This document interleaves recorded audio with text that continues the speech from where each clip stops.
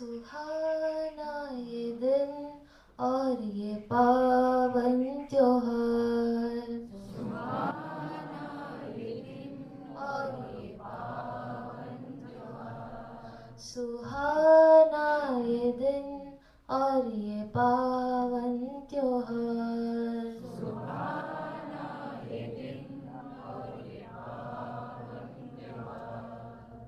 गुरु पूजा कर लो आनंद पार,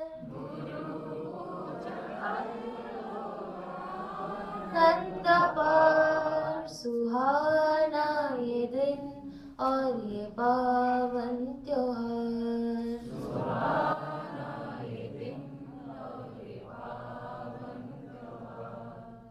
गुरु पूजा की ये रीत तो जानो, गुरु पूजा की ये रीत तो जानो, बन दीपक में श्रद्धा घी डालो, बन दीपक में श्रद्धा घी डालो। गुरु पूजा की ये रीत तो जानो,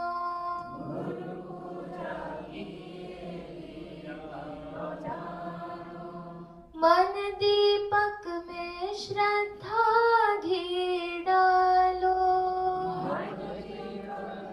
श्रद्धा घी डालो। अहम की बाती जला, समर्पण भाव जगा, गुरु को ब्रह्म निहार, निहार, सुहाना ये दिन और ये पावन त्योहार, सुहाना ये दिन और ये पावन त्योहार। गुरु पूजा कर लो आनंद पार,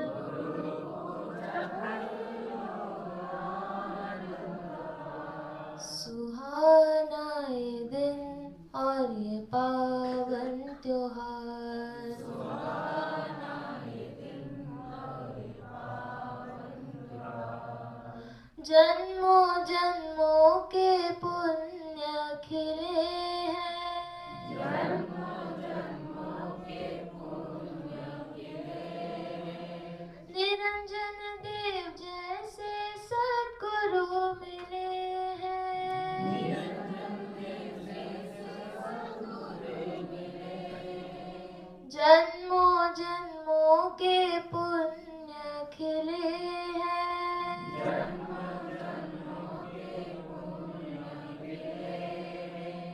निरंजन देव जैसे सद्गुरु मिले हैं, निरंजन देव जैसे सद्गुरु मिले हैं।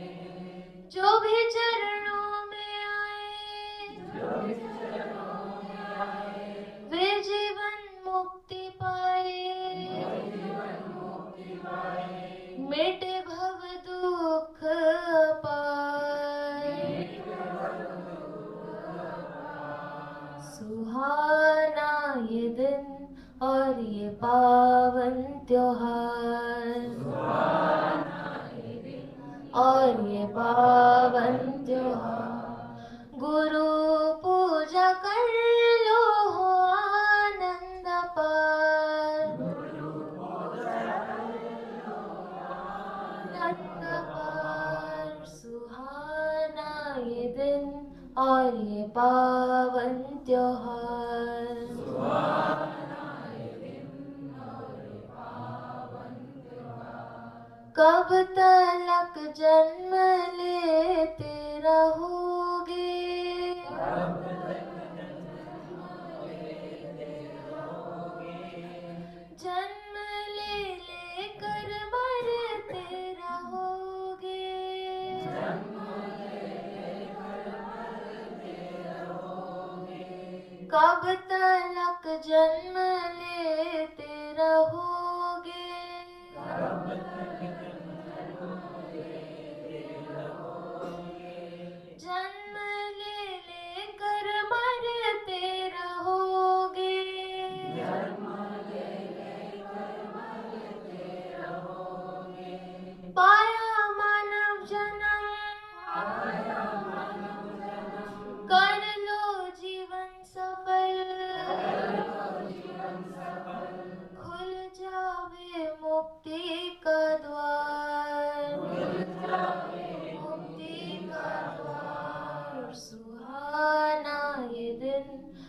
और ये पावन त्योहार।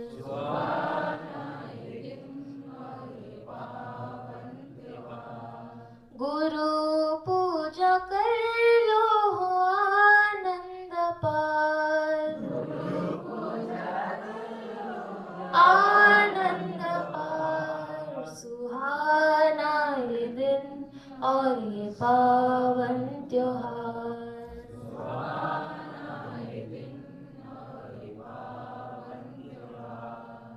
गुरु की पूजा तब ही हुई जानो।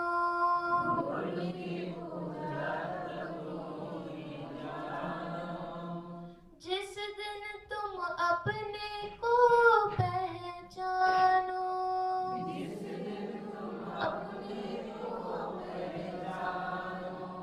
गुरु की पूजा तब ही हुई जानो। तब ही हुई जानो। जिस दिन तुम अपने को पहचानो।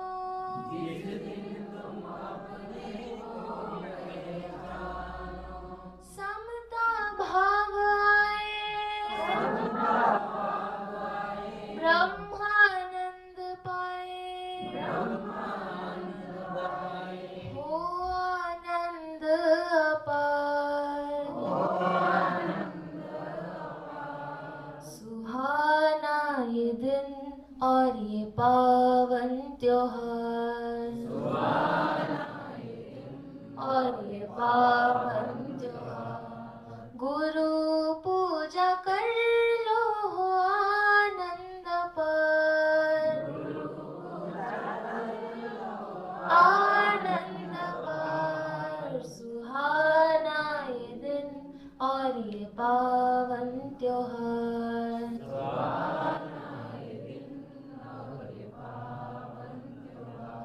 सुहाना ये दिन और ये पावन त्योहार।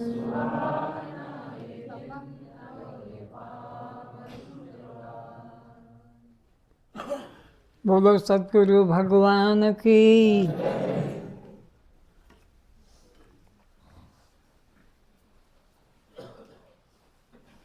सभी श्रोताओं के चरणों में मेरा नमस्कार स्वीकार करें।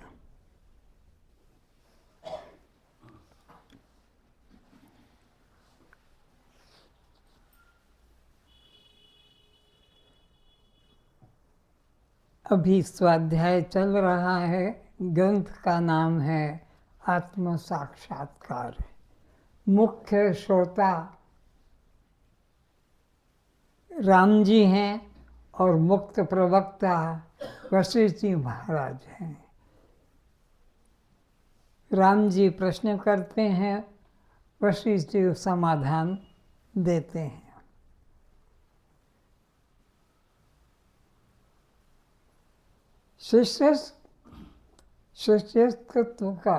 शिष्यत्व भाव नहीं आएगा तब तक गुरु का उपदेश भी नहीं निखरता है। गुरु का उपदेश तभी सफल होता है जब शिष्य भाव जागृत हो जाए। राम जी प्रश्न करते हैं शिष्य भाव लेकर और गुरु जी समझाते हैं। तो समझें आज का विषय। शिष्यत्व लावे। क्या लाना है तुमको? परमात्मा नहीं लाना है, मुक्ति भी नहीं लाना है। परमात्मा पहले से ही है और मुक्ति भी पहले से है। जो चीज़ साधन करके प्राप्त होती है वह सब अनित्य होती है। ये सिद्धांत है वेदांत का, यत् यत् साध्यम तत् तत् अनित्यम। तो परमात्मा भी पहले से है और मुक्ति भी पहले से है। अपने में पात्रता की कमी है। अपने में पात्रता क्या होना चाहिए? उसके लिए शिष्यत्व होना चाहिए। शिष्य भाव होगा तो गुरु कृपा वर्षा होगी। तो पाठ कर रहे हैं। शिष्यत्व लावे। शिष्य जितना ज्यादा सदगुरु के चरणों में झुकता है, शिष्य का जितना झुकाव होगा गुरु चरणों में, अपने अहंकार का नाश करेगा, उतना ही आत्मभाव शीघ्रता से प्रकट हो जाएगा, प्रज्वलित हो जाएगा। मुख्य बात है शिष्य भाव जगाने का, अधिक से अधिक अपने अंदर शिष्य भाव लाने का। शिष्य जितना ज्यादा सदगुरु के चरणों में झुकता है, उतना ही श्रेष्ठ होता जाता है। यहाँ तो झुकना केवल उठने के लिए है। तो यहाँ का झुकना, संसार में झुकना तो गिरने के लिए है। जिसके आगे झुकोगे वो तुमको दबाएगा, डराएगा, तुम पर अपना प्रभाव करेगा। लेकिन यहाँ का झुकना तो जितने झुकोगे उतने ही ऊपर उठोगे, उतने ही तुम्हारे अंदर उन्नति होगी। संसार वाले के सम्मुख कभी नहीं गिरना। संसार वालों के सामने कभी गिरने की अवस्था मत लाओ, क्योंकि वहाँ तो वो कोशिश नहीं लगे कि कैसे ये मेरे आगे आए और मैं इसको अपने अंडर में रखूं। अन्यथा वे तुम्हें कुचल देने के लिए तैयार खड़े हैं। वो तुम्हें दबाने के लिए, गिराने के लिए, कुचलने के लिए तैयार खड़े हैं। इसलिए संसार वालों के सामने मत दीन बनो, मत गिरो।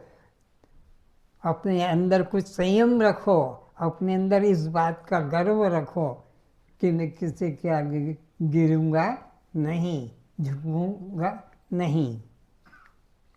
संसार व परमार्थ में विरोधाभास है।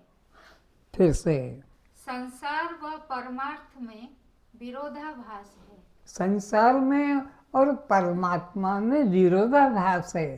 संसार में गिरना नहीं, वहाँ अपने को बचा के रखना है। परमात्मा के तरफ गिरना है।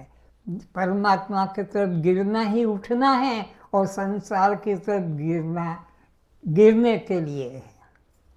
तुम सोचते हो परमार्थ में जितने अकड़े खड़े रहेंगे उतने ही श्रेष्ठ हो जाएंगे। ये कभी भी नहीं होगा। गुरु के आगे, परमात्मा के आगे जितने तुम अकड़े खड़े रहोगे उतने ही तुम नीचे गिर जाओगे।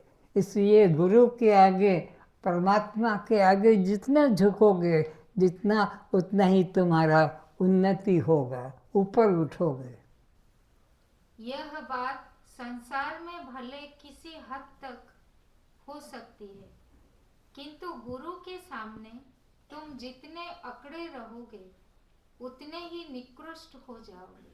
तो संसार में तुम भले किसी के आगे अकड़े रहो, वहाँ तुम्हारा काम चल जाता हो, पर गुरु के आगे तो अकड़ का नाम ही नहीं होना चाहिए। पूर्ण रूप से अपने को मिला देना है, झुका देना है। वहाँ तो झुकना ही कला है प्रेम की। जितने तुम झुकते हो गुरु के आगे उतना ही तुम ऊपर उठते हो। यह नियम है। वहाँ तो तुम जितने झुकते हो उतने ही श्रेष्ठ ऊपर ऊपर होते चले जाते हो। पूरे झुक गए, समस्त अहंकार छोड़ दिए तो उन्नति की सीमा पर पहुंच जाते हो। तो सब अहंकार छोड़ दिए तो तुम उन्नति की सीमा पर पहुंच गए, और अब तुम्हें कुछ पाने को बाकी नहीं रहा और चढ़ने को भी बाकी नहीं रहा। सद्गुरु जब जीवित हमारे सम्मुख होता है तब उसका सम्मान नहीं करते हैं। पर हम अज्ञानियों का ये एक अहंकार होता है कि मैं तो बड़ा कोई मिनिस्टर हूँ, सेक्रेटरी हूँ, इंजीनियर हूँ, डॉक्टर हूँ, प्रोफेसर हूँ, और ये 2-4 धर्म की पुस्तक पढ़ के आकर बैठ गया है और हमको कह रहा है। इस तरह से संसार में हम गुरु के आगे झुकते नहीं हैं। संसारियों में झुक जाते हैं, पैसे वाले के आगे, पद वाले के आगे, शक्ति वालों के उधर झुक जाते हैं। पर गुरु को एक साधारण सा मनुष्य समझकर उसके आगे झुकना, हम अपने को अपमानित समझते हैं। बल्कि गुरु के आगे जितना झुकोगे उतने ही तुम ऊपर उठोगे। याद रखो, गुरु के आगे कभी भी किसी भी तरह का अहंकार मन में नहीं लाना चाहिए, न धन का, न पद का, न प्रतिष्ठा का, न शक्ति का, न और किसी प्रकार का।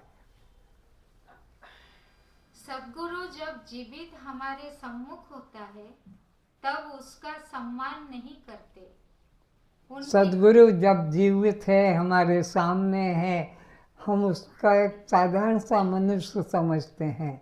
और जब वो चला जाता है दुनिया से, इस देह का त्याग करके, तब हम उसके क्या बनाते हैं? मूर्तियाँ बना लेते हैं, उसकी आश्रम बना लेते हैं, उसकी महिमा गान करने लग जाते हैं। उनके वचनों का श्रवण नहीं करते हैं, श्रवण किया तो पालन नहीं करते हैं। जब सद्गुरु संसार से विदा हो जाते हैं तब उसके सिद्धांतों की खोज होती है। जब शरीर से नहीं है गुरु, तो कबीर क्या कहता था, नानक ने क्या कहा, कि मीरा ने, तुलसी ने, सूर ने, ये फिर बाद में खोज चलती है। पर जब वे शरीर से होते हैं तब उनको एक साधारण सा मनुष्य समझकर अपमानित भी कर देते हैं। अज्ञानी उनके शास्त्र पढ़कर रटकर मोक्ष की आशा करते हैं, और अज्ञानी लोग उनके बाद में शास्त्रों का खोज करके उनको पढ़कर रटकर और अपनी मुक्ति की आशा करते कि मैं अब मुक्त हो जाऊंगा। अब क्योंकि मैंने कबीर को जान लिया, तुलसी को जान लिया, सूरदास को जान लिया, अब मेरे लिए कुछ बाकी नहीं रहा। तुम राम, कृष्ण, जीसस, महावीर, शंकराचार्य, दयानंद, कबीर, नानक, तुलसी के समय भी थे, किंतु तब तुम उन्हें नहीं समझ पाए। हम ऐसा नहीं कि ये जब जीवित थे महापुरुष लोग, उस वक्त हम नहीं थे, उस वक्त भी हम थे, लेकिन गर्व अहंकार था, इस कारण से झुके नहीं। और जब वो दुनिया से चले गए तब हम उनके आगे झुकना कर रहे हैं, झुकाव दिखा रहे हैं। पर अब क्या मिलेगा? जो समय था उसको तो हाथ से खो दिया। उनके चरणों में श्रद्धा जागृत ना हो पाई। जीवित थे गुरु, तब उनके चरणों में सर झुकना बड़ा पुरुषार्थ का काम है, तब उनके आगे झुकना आया नहीं।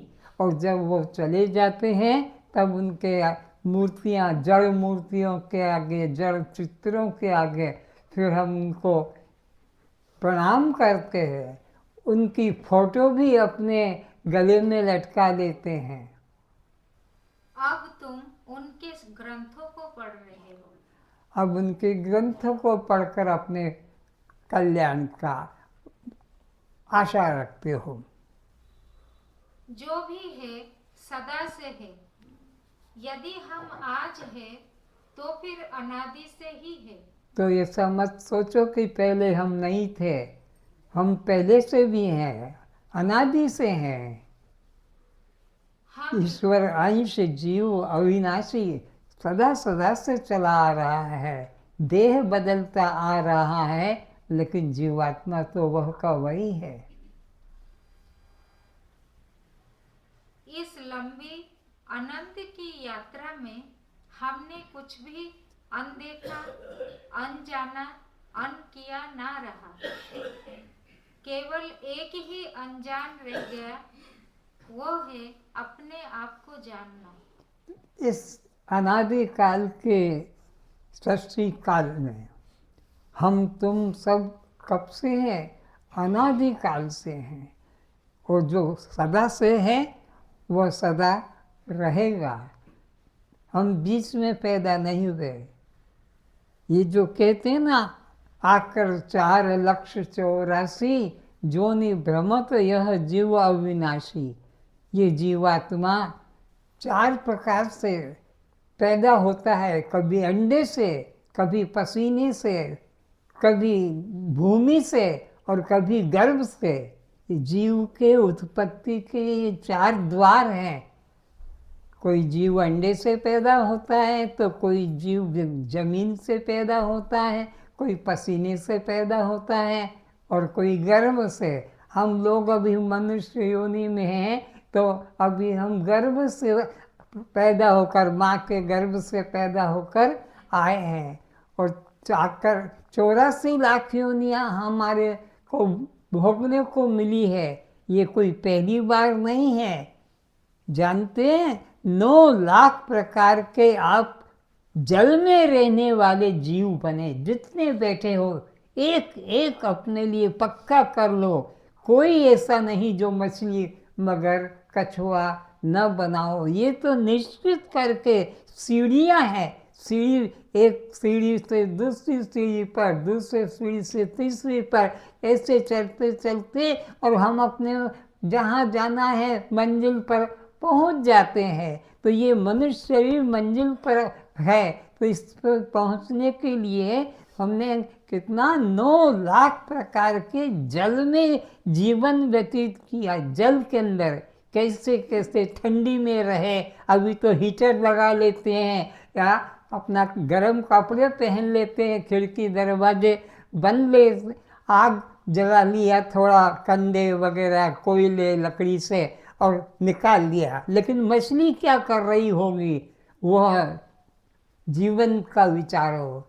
मगर क्या कर पाता होगा, उसके जीवन को विचारो। तो 9 लाख प्रकार के, उधर मत जाओ, अपने पे आ जाओ कि हमने ऐसा व्यतीत किया है। नहीं तो तुम मगर मछली में ही चिंतन करने लग जाओगे, मगर मछली का क्या होता होगा। अरे वही जो तुम्हारा हुआ था, तुम जब मछली बने थे तब कैसा कष्ट भोगा था, उसका विचार रखो। ये तो आज मनुष्य में हो।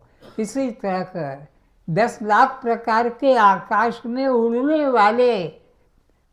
वाले पक्षी बने थे। कोई एक भी नहीं जो कह दे कि मैं कोयल नहीं बना, कौवा नहीं बना, कि चील नहीं बना। इस 84 लाख योनियों के चक्कर में यह 10 लाख प्रकार के आकाश में उड़ने वाले योनियों में तुम रहे थे। तुम उन कौवा कोयल को मत सोचो, तुम रहे थे उसी शरीर के अंदर। मनुष्य शरीर तो आखिरी में मंजिल पर जाके मिलता है। और इसी तरह 11 लाख प्रकार के जीव जमीन में छेद करके दिल बनाकर, वह सांप बनकर कि चूहा बनकर अंदर जमीन में तुम रहे हो। आज मनुष्य का कपड़ा मिल गया तो घमंड आ गया, लेकिन पहले कैसे जीवन व्यतीत किया था।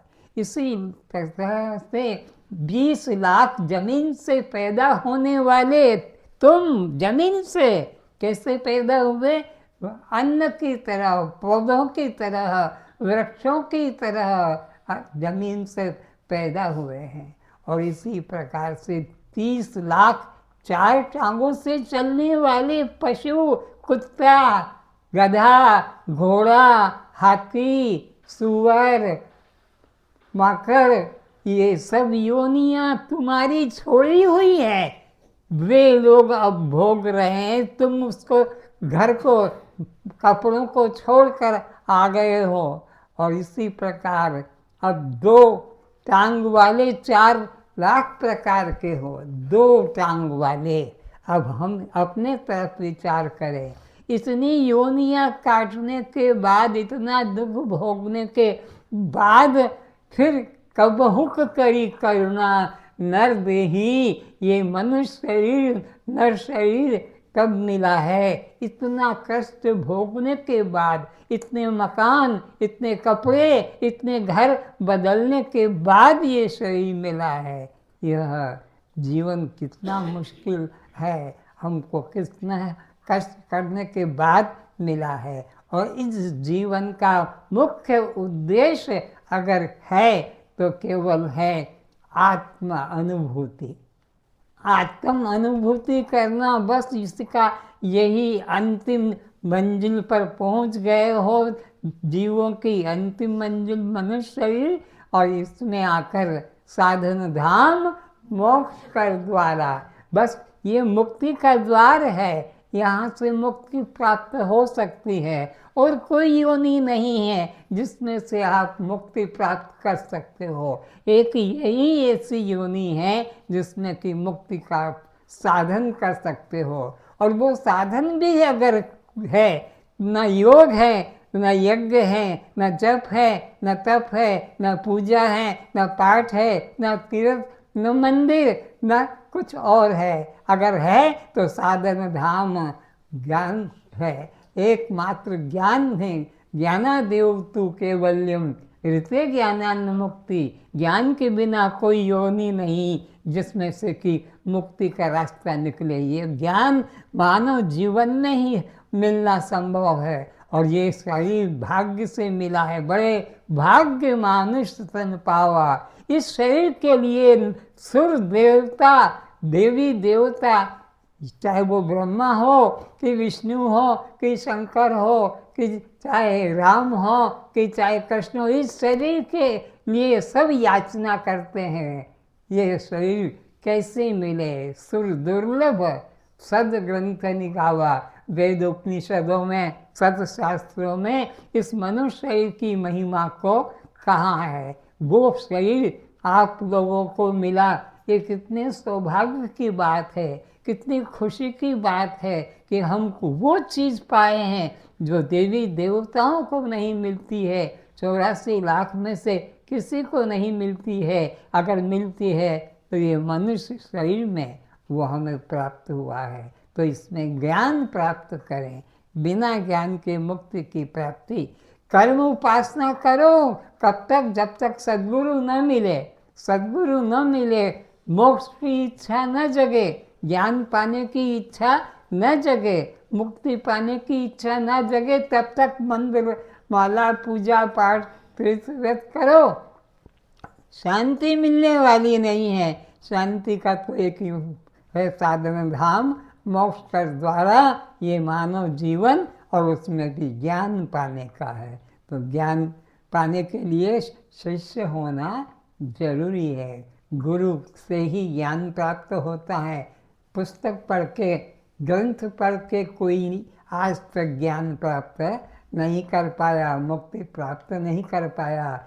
मनुष्य शरीर में आकर गुरु को पाकर ही मोक्ष पाते हैं। तो इस तरह से निश्चय करना है कि शिष्य शब्द, जितना तुम झुकोगे गुरु के आगे, जितने सरल बनोगे उतने ही तुम ऊपर उठोगे।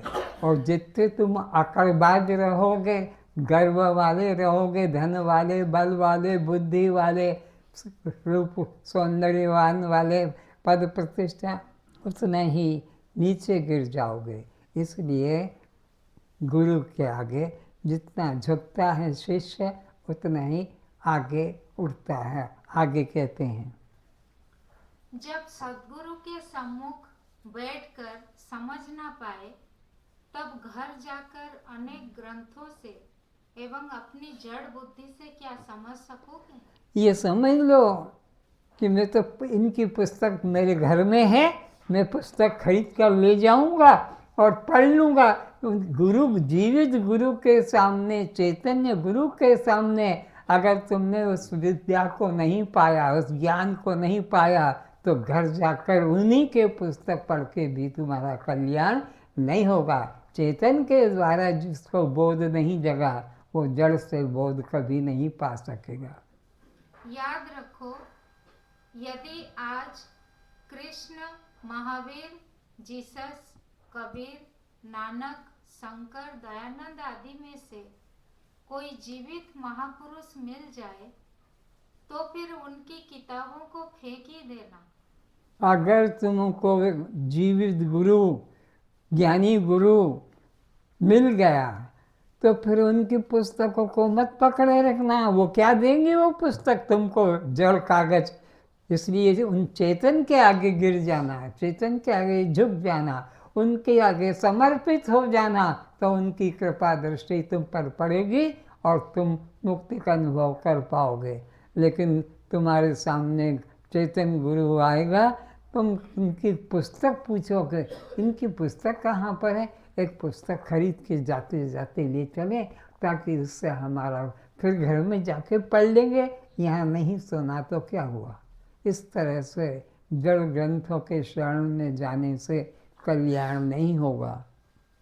जड़ ग्रंथ आपका कल्याण नहीं कर सकेंगे।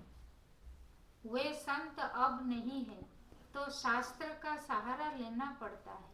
अब वे संत नहीं रहे हैं, इसलिए हमको शास्त्रों का सहारा लेना पड़ता है। लेकिन अगर जीवित संत मिल जाए तो फिर शास्त्रों का सहारा मत लेना, छोड़ देना।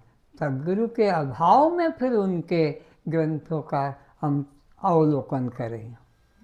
किंतु इस विराट संसार में सद्गुरु नित्य अवतार है।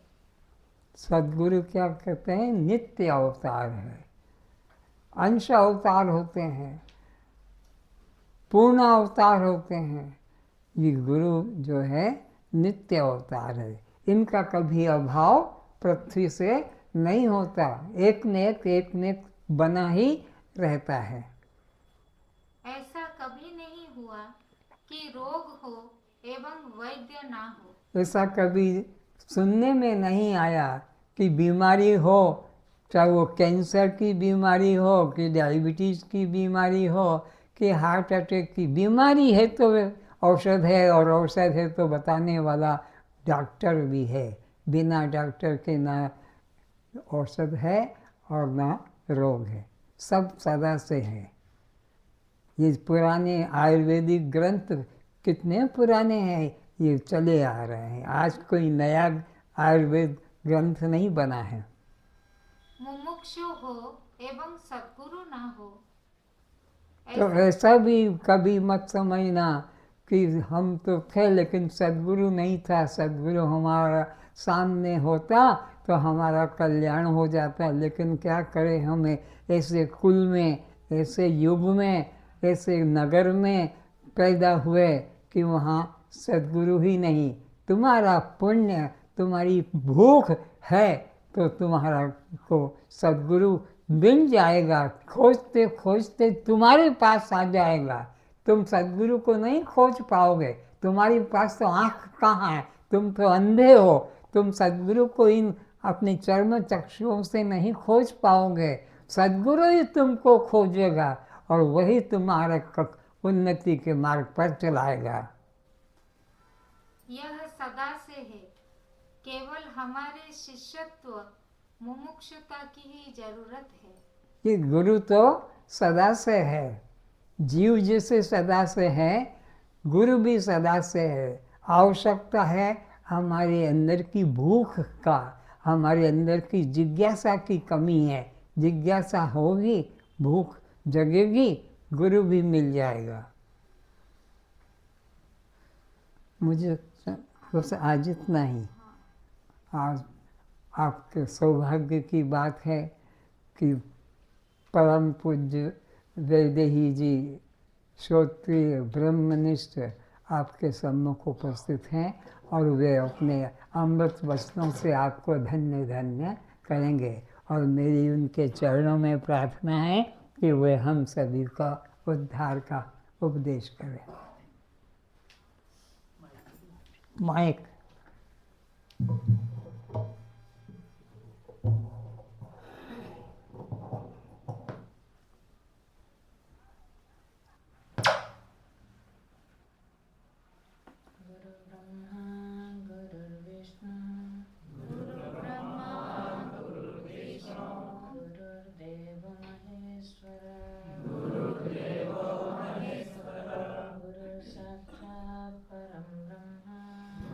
साक्षात् परम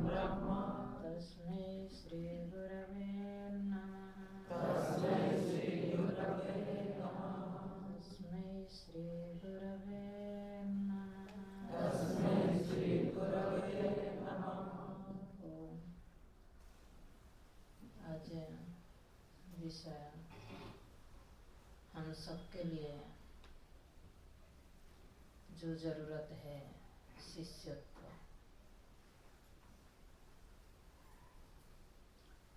गुरु कोई पहले से कहीं से उदय होकर के नहीं रहते, हमेशा रहते हैं। उदय शिष्य ही कराएगा। इसके लिए हमारा सामने प्रत्यक्ष दृष्टांत महाभारत। कृष्ण पहले भी थे, अर्जुन पहले भी थे, साथ में थे, है ना? नहीं है? दूर नहीं थे, पास में थे, साथ में थे, लेकिन कृष्ण और अर्जुन के रूप में थे। गुरु कब, कृष्ण कब गुरु बने? जिस दिन अर्जुन ने अपने आप को शिष्यत्व रूप में वर्ण किया। शिष्यम स्तेहम साधि मां त्वं प्रपन्न। जब तक ये वाक्य नहीं कहा था तब तक कृष्ण कृष्ण रूप में, भगवान रूप में, अर्जुन के लिए सखा के रूप में थे। लेकिन गुरुत्व का उदय किसने जगाएगा? गुरु स्वतः में गुरु बनता नहीं है। हमारा अंदर शिष्यत्व की भाव जिस क्षण उदय होता है, उसी क्षण हमारा पास ही है, वही गुरु रूप में मुझे दिखाई देता है ना? नहीं है? महाभारत इससे बड़ा दृष्टांत और हमारा लिए क्या है? जीवन भर साथ रहे और गुरुत्व कब जगा, सॉरी शिष्यत्व कब जगा? इतना जीवन भर परिस्थितियां आया, साथ साथ रहे, बिना मांगे भगवान उनका हर परिस्थिति का निराकरण किए।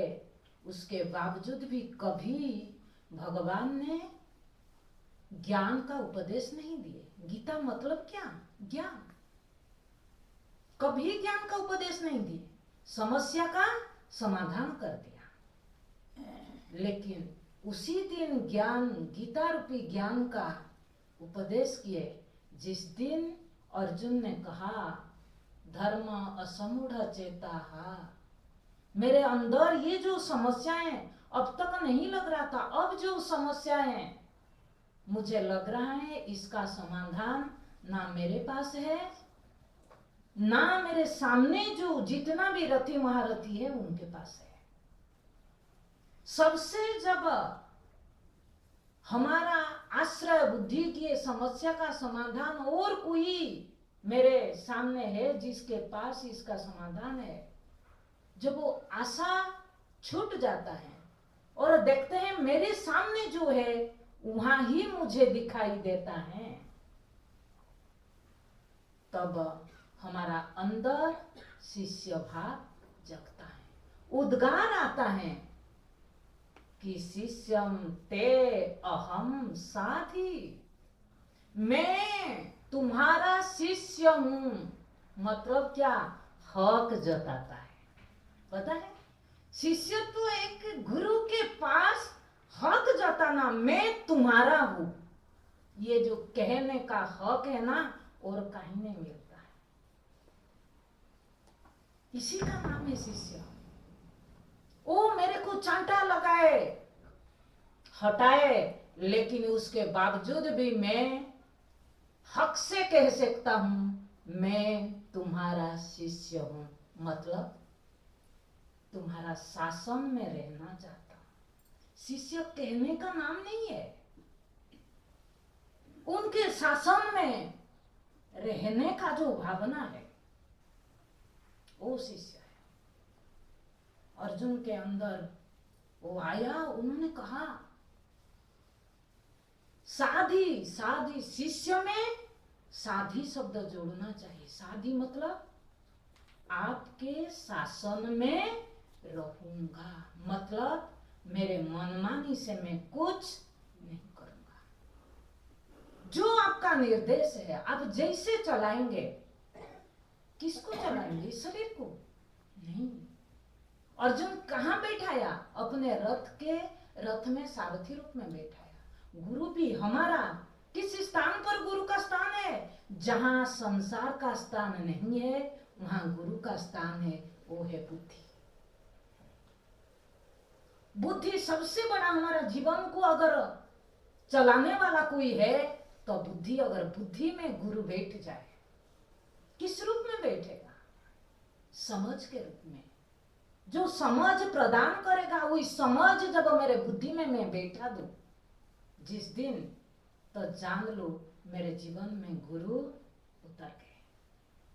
गुरु का दृष्टि मेरे जीवन में पड़ गया।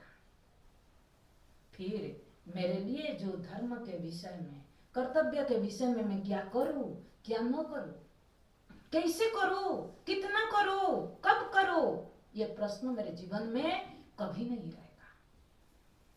ये प्रश्न का उत्तर स्वतः मिलते जाएगा।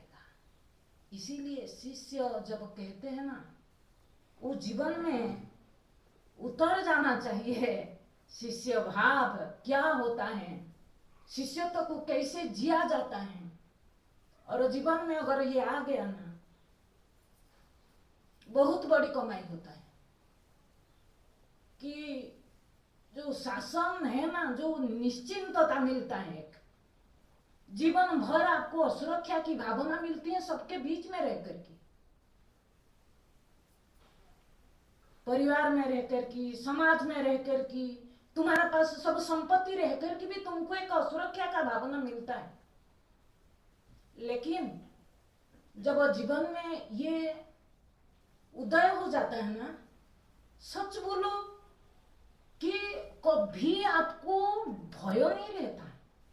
पास में रहे न रहे, दूर रहे, लेकिन हर क्षण उपलब्धि होता है कि वो मेरे साथ है और मैं सुरक्षित हूं, मेरा सुरक्षा करने वाला वो है। क्यों? क्योंकि उन्होंने जो दिया उसको मैं जीवन में निभा रहा हूं। तो हमेशा, इसीलिए जीवन में सच बोलो, मनुष्य जीवन में किसी ने अगर ये शिष्य शब्द, आज इतना बढ़िया शब्द आया, मैं जीवन में गूंजती रहते था कि शिष्य अगर जीवन में आ जाए, जीवन वास्तव में सार्थक हो जाता है। आपको संसार में किसी भी आश्रय का जरूरत नहीं होता है। कभी आपके अंदर मेरे पास कुछ नहीं है और वो उस असुरक्षा की भावना कभी नहीं आती है।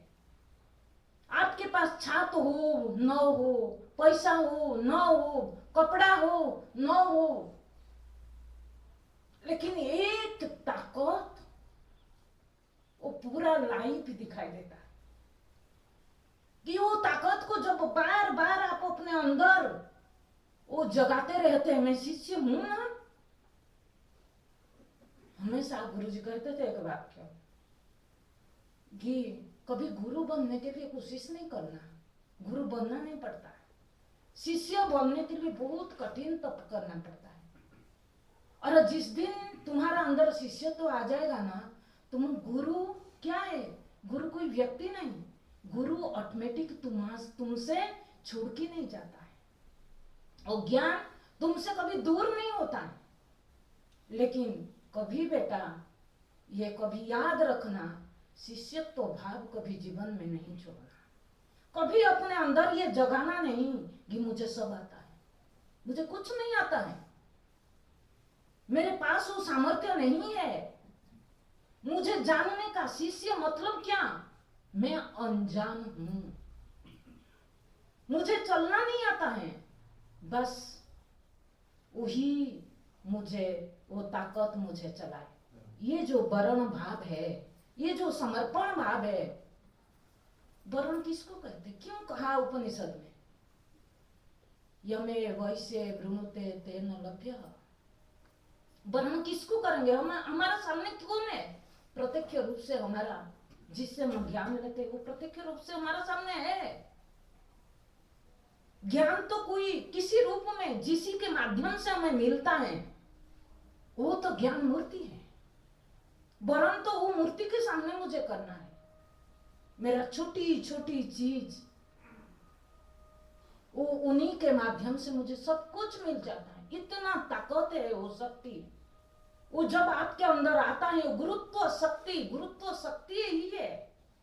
जब हम शिष्य हो जाते हैं, शिष्यत्व को बरकरार रखते हैं, जीवन में पूर्ण समर्पण हो जाता है, बस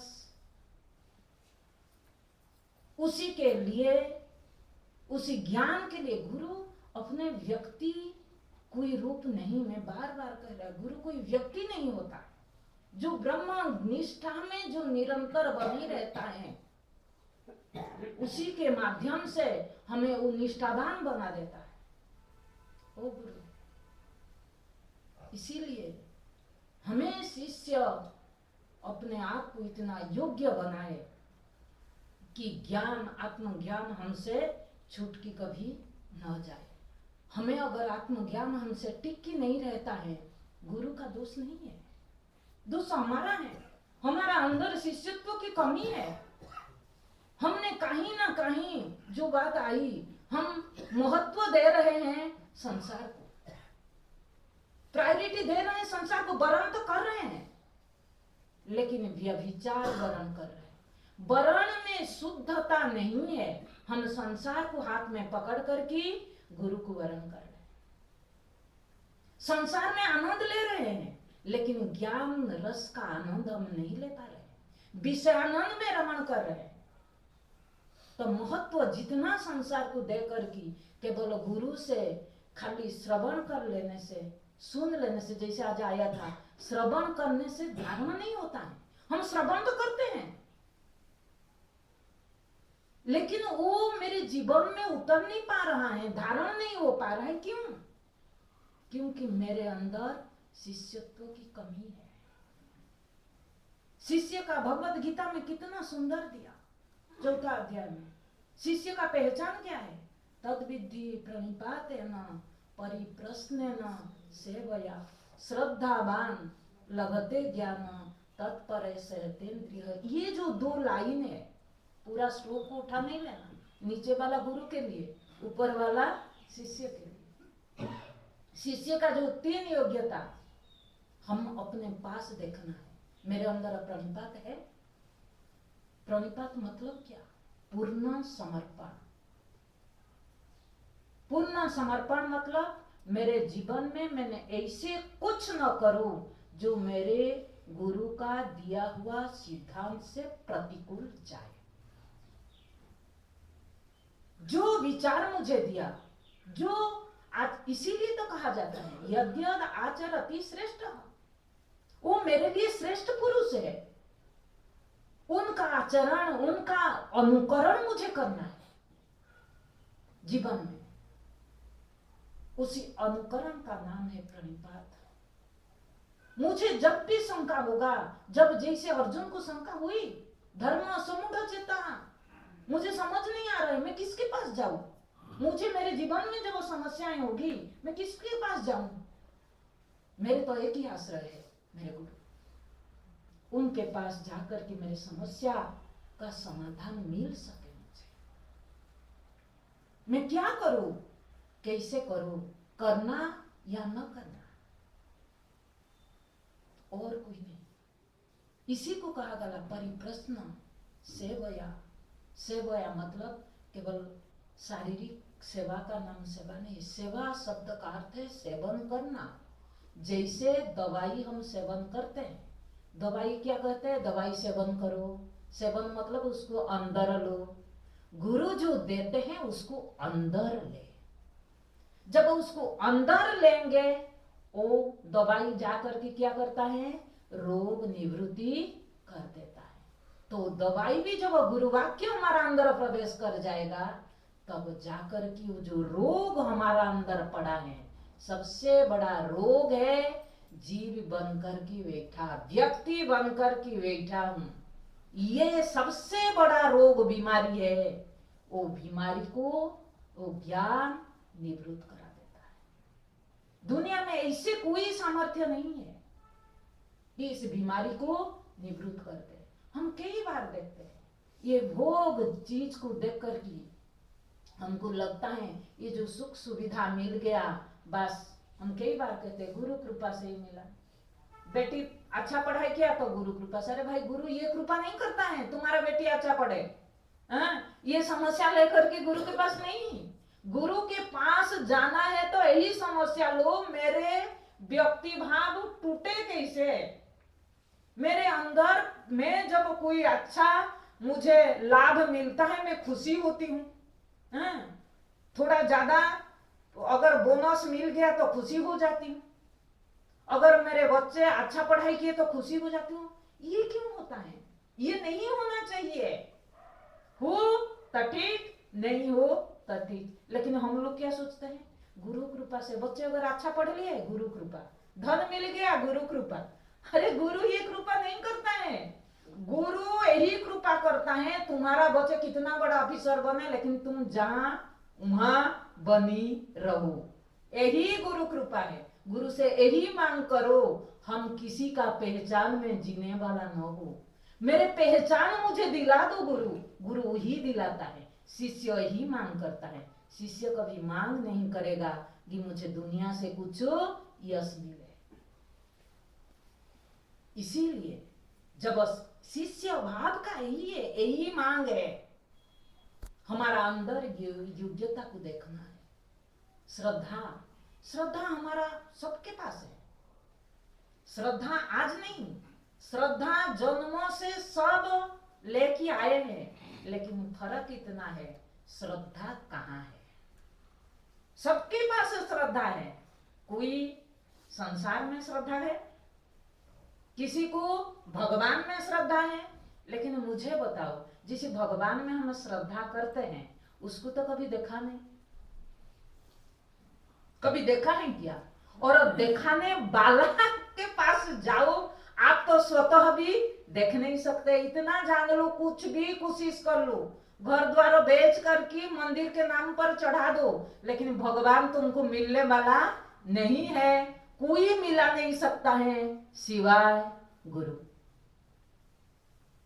इसीलिए भगवान से अगर मिलना चाहते हैं तो बीच में भगवान ने एक ऑप्शन रख दिया, भाई तुम्हारा मेरा डायरेक्ट कनेक्शन नहीं है, तुमको अगर मेरे पास आना है भाई, जिसके हाथ पर मैं हूं उनके पास चले जाओ। तो इसीलिए हमें ईश्वर भी चाहिए ना। कोई कई बार लोग बोलते हैं हमको गुरु जरूरत नहीं। लोग दुनिया में आप देखते होंगे, गुरु का क्या जरूरत है, हम तो डायरेक्ट भगवान से मिलते हैं। मिलो भाई, कौन तुमको मिलाता है? पुजारी मिला देता है, बोनस कुछ पैसा देने से पुजारी मिला देता है। पुजारी तो खुद नहीं मिलता है भगवान से। भगवान पुजारी को कभी दर्शन नहीं देते हैं। ओ पूजा ही अरि शत्रु कहा गया, भगवान का सबसे बड़ा शत्रु पूजा। इसीलिए जो पुजारी होते हैं उसमें भगवान कभी नहीं मिलते हैं, इतना जान लो। तो भगवान से अगर मिलना है जीवन में, तो भगवान को मिलने के लिए बीच में गुरु का जरूरत है। भगवान को मिलना है मतलब क्या? जैसे गंगा सागर में मिलना है, तो जीव का भगवान से मिलन भी वही है। गुरु मिला कर की गुरु क्या होता है? बस मिला ही देता है, फिर आपको वापस इधर आना कहीं जाना नहीं पड़ता। इसीलिए हमारा जो कमी है, शिष्य भाव में जो कमी है, क्या क्या योग्यता है, उसको पॉइंट आउट करके रखना कि मेरे अंदर प्रणिपात है या नहीं है, मेरे अंदर परिप्रश्न है या नहीं है, मेरे अंदर सेवा भाव है या नहीं है। मैं जब सुनता हूं तब मेरे अंदर घुसता है या इस कान से इधर निकल जाता है। अगर निकल जाता है तो कहीं ना कहीं मेरे जो बुद्धि में गुरु का दिया हुआ ज्ञान को मैं भरना है, बुद्धि में ऑलरेडी मैं संसार को भर के रखा हूं। जब संसार, देखिए कोई भी पात्र में आप जब कोई चीज पहले से रखा हुआ, खुला है तो जाएगा, खुला नहीं है तो नहीं जाएगा। अगर सुनने के बाद अंदर घुस नहीं रहा है, इसका मतलब मैं वो उसके अंदर पहले से कुछ भरा हुआ हूं, तो जा नहीं रहा है। इसीलिए इसीलिए वो पात्र को खोला करके बैठो। और दूसरा भी बात है, खाली चले जाने से थोड़ी शिष्य हो जाता है। शिष्य भाव कब जगता है, ये प्रश्न भी होना चाहिए कि कब अंदर शिष्य भाव जगता है। जब आपके अंदर आपको जब संसार में दुख दर्शन होने लगता है, सबसे ठोकर खाना, वो दर्द, ठोकर दर्द लगने लगता है, उसी समय हमारा अंदर शिष्य भाव उजागर होता है। जिस दिन तुमको लगता है बेटे का गाली लड्डू, तब तक शिष्य भाव आता नहीं है ना? नहीं है। मेरा बेटा कह दिया चलेगा, दूसरा कह दिया नहीं चलेगा। आपको दोष वृत्ति देखे, आपको असरता दिखाई दिए, आपको लगने लगे अरे मैं जो ढूंढ रहा हूं यहाँ कुछ नहीं है,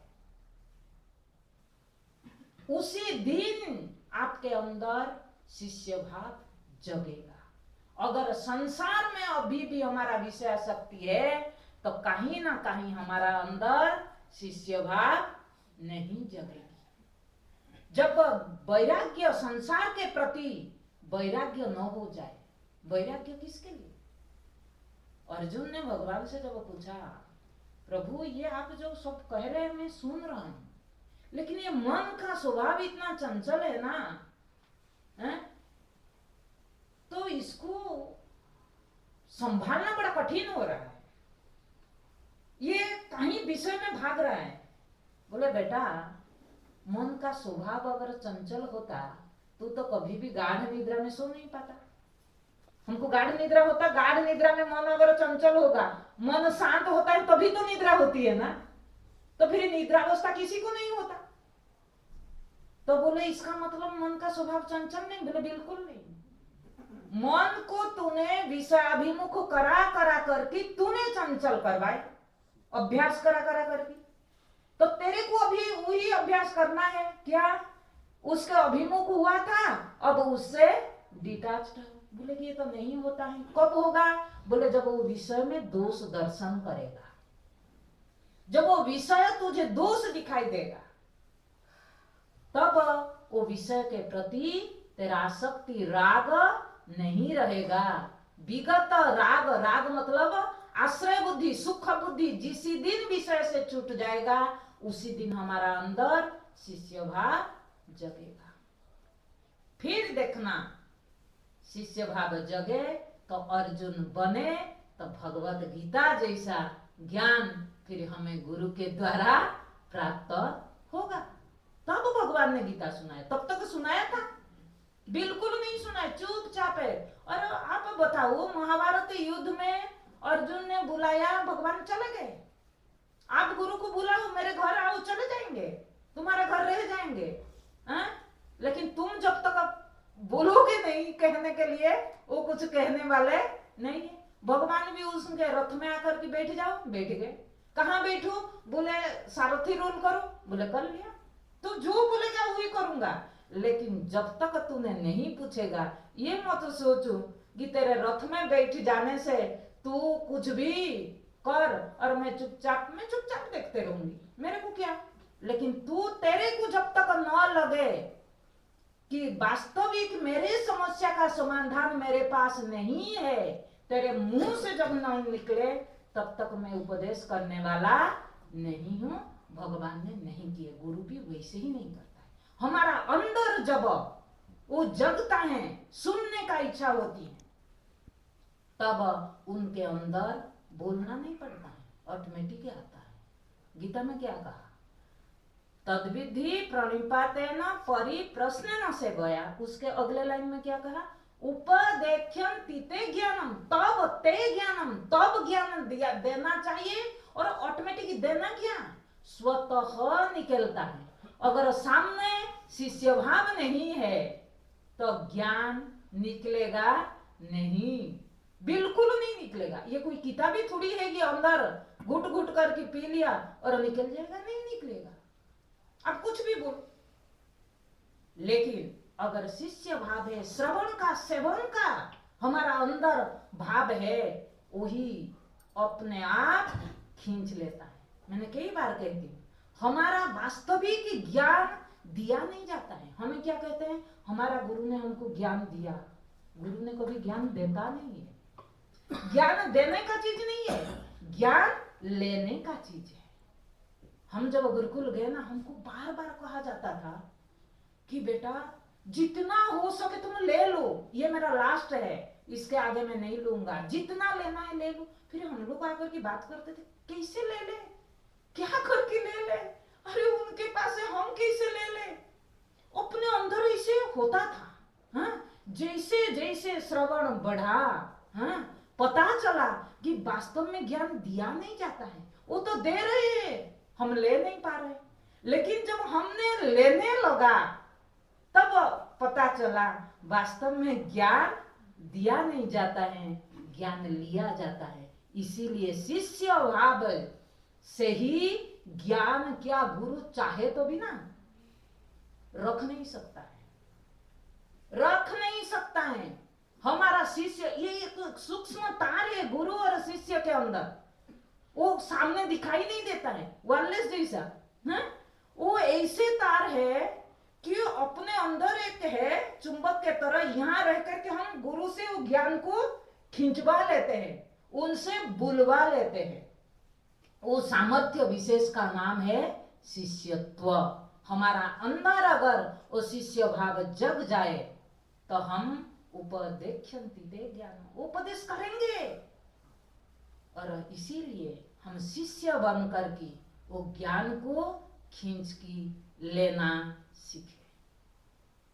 जिस दिन हम लेना सीख जाए फिर हमसे जाएगा नहीं। जब आप लेते नहीं ना, दिया जाता है, वो रहता ही नहीं है ना? नहीं है। हमें रहता क्यों नहीं है? क्योंकि हम लेने के लिए रेडी नहीं है और दिया जा रहा है, और जो लेने वाला है वो ले लेता है। इसीलिए कभी 5 लोग बैठे हैं, लेकिन एक बढ़िया सुन लेता है और दूसरा नहीं। उसमें गुरु का गलती है क्या? गलती किसका? वो लेने वाला है इसीलिए ले लेता है, गुरु तो दे रहा है। अगर देने से मिल जाता तो सबको समान रूप में मिल जाता, मिलता नहीं है। इसीलिए इससे प्रमाणित होता है ज्ञान लेने का नहीं, देने का नहीं, लेने का। इसीलिए ये जो शिष्य कहा गया, हम जब शिष्य होते हैं तब ज्ञान लेने का, शिष्य मतलब ज्ञान को लेने का सामर्थ्य, योग्यता का नाम है शिष्य भाव। इसीलिए अर्जुन ने जब कहा कि शिष्य स्तेह साधि माम त्वाम प्रपन्न शब्द कहा, शिष्य भाव में प्रपन्नता की जरूरत है। प्रपन्न मतलब मैंने एक बार दृष्टांत दिया था। प्रपन्न कैसे? वो बंदर के बच्चे होते हैं ना, जैसे माँ को कैसे दोनों हाथ पर पकड़ते हैं, एक हाथ पर नहीं, दोनों हाथ पर। माँ कितना भी छलांग लगाए तो वो बच्चे डरते नहीं है, बंदर के बच्चे। हम भी गुरु को एक हाथ नहीं, दोनों हाथ पर जब पकड़ते हैं, वो ज्ञान हमें जो मिलता है, गुरु से मिलता क्या है? ज्ञान। वो ज्ञान फिर हमें एक डाली से दूसरे डाली, मतलब एक परिस्थिति से दूसरे परिस्थिति कितना भी छलांग लगाए, हम निर्भय निश्चिंत रह पाते हैं। इसीलिए गुरु को पकड़ना मतलब क्या? गुरु के शरीर को पकड़ना नहीं, गुरु से दिया हुआ जीवन मूल्य, गुरु से दिया हुआ आत्मज्ञान को जो जीने के लिए रहा है, उस जीवन मूल्य को जब हम पकड़ करके दोनों मुट्ठी में पकड़ करके रखते हैं, तो फिर हमें ये परिस्थिति हमको इधर से उधर कितना भी छलांग लगाए, हम उससे निर्भय रहते हैं। और कोई उपाय नहीं निर्भय के लिए। और मैंने एक बात और कह रही थी कि जब शिष्य भाव आता है तो हक जता पाते हैं। तो अर्जुन ने भी वैसे, आप देखना अर्जुन ने कैसे हक जताया। भगवान ने बोले, अर्जुन मैं तेरे को क्यों बोलूं? बोले क्यों बोलो? मैं तो कह रही हूं ना, मैं आपका शिष्य हूं, क्यों नहीं बोलोगे? शिष्य को नहीं बोलोगे, किसको बोलोगे? बोलना पड़ेगा आपको। और मैं जब कह रहा हूं मैं संसार के शासन में रहना नहीं चाहती हूं, मैं आपके शासन में रहना चाहती हूं, तो बोलोगे नहीं कैसे? हमें भी ये जो भावना है ना, ये जो गुरु शिष्य के संबंध को ना इतना प्रगाढ़ करता है, और गुरु फिर संभाल नहीं पाता है ज्ञान न देकर के। जो शिष्य का अभिमान, जैसे हनुमान जी ने क्या अभिमान किया बताओ? राम भक्त, हम भी जब अभिमान होता है, वो अभिमान करना है ना, यही अभिमान करो, यही सबसे सुंदर अभिमान का आपका शौक है ना, धन का अभिमान, पिता का अभिमान, बोले कि ये अभिमान मत करो। अगर कोई अभिमान करना है, सुतीक्ष्ण जैसा रामायण में सुतीक्ष्ण ने क्या कहा?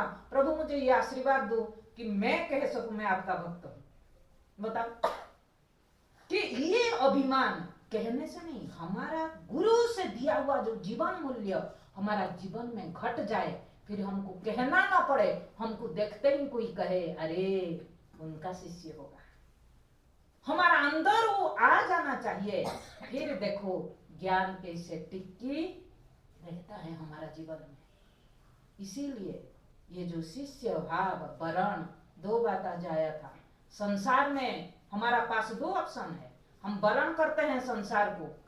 अगर जीवन में आपको जो आपके लक्ष्य, जिसलिए मनुष्य शरीर मिली, तो वो आज हमारा भगवत गीता में आया था, श्रेयान स्वधर्म विगुणः परधर्मात् सुनिष्ठितात् स्वधर्मे निधनम श्रेय परधर्म भयावह।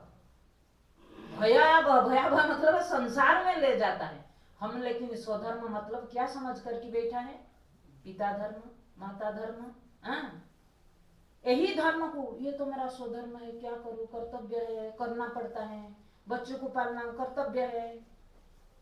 स्वधर्म क्या कहा पता है भगवत गीता में? किसको बोला? तुम्हारा स्वधर्म, तुमको ये शरीर मिला इसलिए, किस लिए? कि ये शरीर मिली जीवत्व को नाश करने के लिए, इसी का नाम है तुम्हारा स्वधर्म। तुमको ये युद्ध क्षेत्र मिला किसको मारने के लिए? अहंकार को मारने के लिए, जीव भाव को मारने के लिए। ब्रह्म तो तुम हो, ब्रह्म को पाने के लिए क्या करोगे? जो तुम हो उसको पाने के लिए कुछ करने का जरूरत नहीं है। तुमको मेहनत अगर कुछ करना है, ये जो जीव भाव अनादि काल से जगड़ करके तुम बैठे हो, उस जीव भाव को मारो। उसी के लिए आत्मज्ञान का जरूरत है, उसी के लिए शिष्य भाव का जरूरत है, क्योंकि जीव ही दुख का कारण है। जीवत्व ही, जीवत्व का स्वीकृति ही जीवन का सबसे बड़ा पाप है, पाप और कुछ नहीं है। आप सोचते हैं किसी को गाली दे दिया पाप हो गया, किसी को चांटा लगा दिया पाप हो गया, नहीं। सबसे बड़ा पाप है जीवत्व को स्वीकार करके बैठ जाना। और तुम्हारा स्वधर्म यही है, और कोई शरीर में नहीं। सारे शरीर में तुम स्वतंत्र नहीं हो, परतंत्र हो। तुमको स्वतंत्रता इसीलिए मिली है कि इसी शरीर में केवल जीव भाव को मार सकते हैं। दूसरे शरीर में जीवत्व तो है, लेकिन मारने के लिए तुम्हारा पास अस्त्र नहीं है। इसी शरीर में तुमको अस्त्र दिया है, और उस ज्ञान रूपी अस्त्र के द्वारा उस जीवत्व का छेदन कर डालो।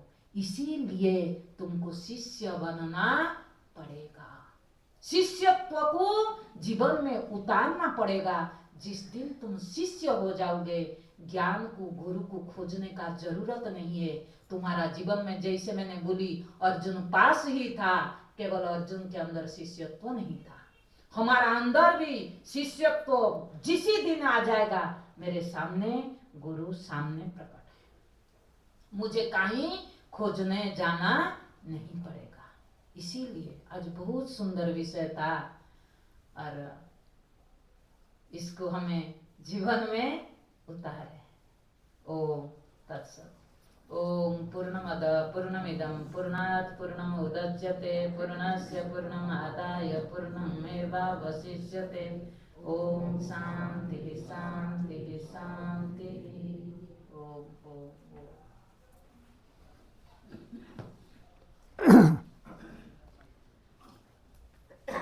प्रसाद वितरण की क्या व्यवस्था है? अनाउंस करो। यहीं बैठे रहेंगे, यहीं बैठे